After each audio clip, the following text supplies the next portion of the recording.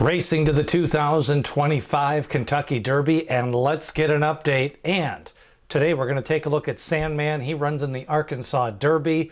Baeza heading to the Santa Anita Derby.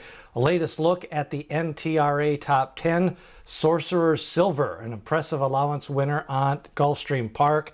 Then we've got Flood Zone. He may still run in the Kentucky Derby. And a quick look at some of the other latest in the Kentucky Derby and Kentucky Oaks headlines. And let's start off with the first sign of spring. Yes, the sign for the 2025 Kentucky Derby is now up at Churchill Downs. Welcome to the trail. And remember, the goal of these shows and videos is to get everybody on board, starting to identify the horses for the Kentucky Derby and Oaks and have some fun along the way. Give you the information so everybody can pick their own Kentucky Derby horse. But let's start off with Oaklawn Park on Saturday. Sandman, who's 3-1 on the morning line. You know, he was schooling at Oaklawn Park, and I think some people like this horse. He's kind of got some rough trips in the last couple of races. He was second in the Southwest, third in the Rubble. He's by Tappet, and he's a big gray. But let's take a look at those trip notes just so that you can kind of see what's been going on with Sandman. The form doesn't maybe tell the whole story. Now in the Southwest, he stumbled at the start and kind of spotted the field. He hopped in the air, stumbled, and started out dead last in that Southwest Stakes. And he ended up making up a run, but you just can't give good horses that type of an advantage in a stakes race. Now, after hopping in the air in the Southwest, he went to the Rebel Stakes, and this time it was a little bit different story. A very fast pace in the Rebel set in that race by Matticat Road. It kind of spread out the field, and Sandman, he broke well in that race, but he did break kind of towards the rear. So I think people think that this horse is going to be a deep closer, but I think in a normally run pace, he's going to be 5 to 7 lengths off the pace. So Sandman, maybe Cornucopian's going to set a fast pace on Saturday, but he might be 5 to 6 lengths off the pace, which puts him in a lot better spot. The morning line is out. Cornucopian is 7-5, Cold Battle at 7-2, Sandman 3-1, and Publisher, who's still a maiden, trained by Steve Asmussen, is 6-1. Couple of horses maybe in a live allowance race, First Division at 20-1, and Best Friend Rocket at 20-1. I do have the Arkansas Derby preview up if you want to watch that here on the channel. Now, Mike Smith has been named for Matticat Road. Tyler Gaffleone injured his ankle, and then also a new jockey for Sovereignty. The Florida Derby preview is up on the channel. Of course, that race Saturday at Gulfstream Park. Now, the top 10 3-year-old poll, this comes out weekly in the spring. Citizen Bull continues to lead the way. He's going to run in the Santa Anita Derby.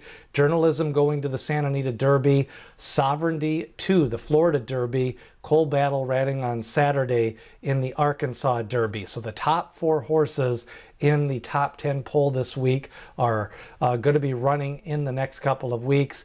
Barnes, still no official word where he's running, either the Santa Anita Derby or the Bluegrass. Then you've got Tiztastic. He's already stabled at Churchill Downs. He's the Louisiana Derby winner. Of course, he's sitting in barn number 38 for trainer Steve Asmussen. He was not ranked before that Louisiana Derby in the top 10. Now, Flood Zone, I thought when he went to Dubai, he was probably just going to stay over there. He's got Middle East connections, but Brad Cox says they're going to run him in the UAE Derby, and then they're going to fly him back to Churchill Downs. He's got those 50 points from the Gotham Stakes. He won at Gulfstream Park, then he won in New York in the Gotham Stakes, so he could run in the UAE Derby, and no matter what happens, it sounds like he's going to come back for the Kentucky Derby, but that's asking a lot for 2 cross-country worldwide trips. Now, another horse that's pointing to the Santa Anita Derby is Baeza. Let's take a look as powerful maiden win. Of course, just kind of strided out here. I like the way he galloped out. Baeza, putting it all together in his 3rd lifetime start. You know, in his 2nd lifetime start, he had ran 2nd. And now let's go to his second place finish, and this one really was a big effort. The winner of that race, Rodriguez, ran a 100 Bayer and kind of just motored down the lane. Now he may be going to the Wood Memorial or the Bluegrass as well, but Baeza, what I like about this second place finish in Santa Anita is he made that mid-race move, then he came back and won his maiden race. So some key races out west at Santa Anita, Rodriguez defeating Baeza, and then Baeza coming back and breaking his maiden. We will see him in the Santa Anita Derby against Citizen Bull and Journalism. Now, an impressive winner on Thursday at Gulfstream Park. Dale Roman sent out Sorcerer's Silver. He was 1-5 on the board, powered away to a big victory, skipped over the track. I read Ortiz Road. He's now 2 for 2. He broke his maiden at Gulfstream Park. He is a Florida bred. They decided not to stretch him out at this time. I could see him stretching out maybe later on this year, but I could see him possibly going to the Pat Day Mile, which is a race on Kentucky Derby Day, a big race. Usually draws 12, 13 horses, and he ran a 109 and change for Sorcerer's Silver in that allowance win. Now, Quiet Side going to be running in the Fantasy Stakes on Saturday. Of course, that is a points race for the Kentucky Oaks. And of course, Quiet Side last time out defeated Muhima in her most recent race.